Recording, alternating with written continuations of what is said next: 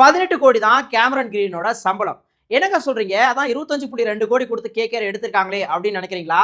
இதுல ஒரு இன்ட்ரஸ்டிங்கான ரூல் இருக்கு. பிசிசிஐ மேக்ஸிமம் ஃபீ ரூல் அப்படின்னு ஒண்ணு வச்சிருக்காங்க.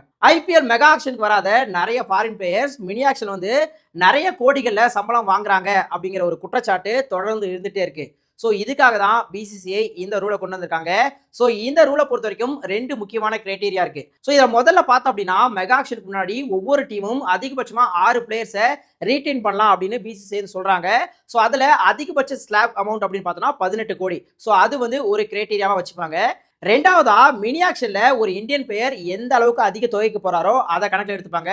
ஸோ இந்த 2 அமௌண்ட்ல எது கம்மியா இருக்கோ அதுதான் ஒரு ஃபாரின் பிளேயருக்கான அதிகபட்ச சம்பளமா மினி ஆக்ஷன் வந்து ஃபிக்ஸ் பண்ணுவாங்க. ஸோ இப்போ கேமரன் கிரீன் கேஸ்க்கு வந்தோம் அப்படின்னா கேமரன் கிரீனை 25.2 கோடிக்கு கேகேஆர் எடுத்திருக்காங்க.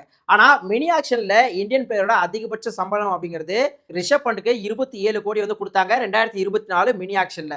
அதே மாதிரி அதிகபட்ச ரிட்டன்ஷன் அமௌண்ட் அப்படின்னு பார்த்தோம் அப்படின்னாக்க 18 கோடி. இது வந்து நிறைய பிளேயர்ஸ் வந்து 18 கோடியில ரீட்டைன் பண்ணியிருக்காங்க.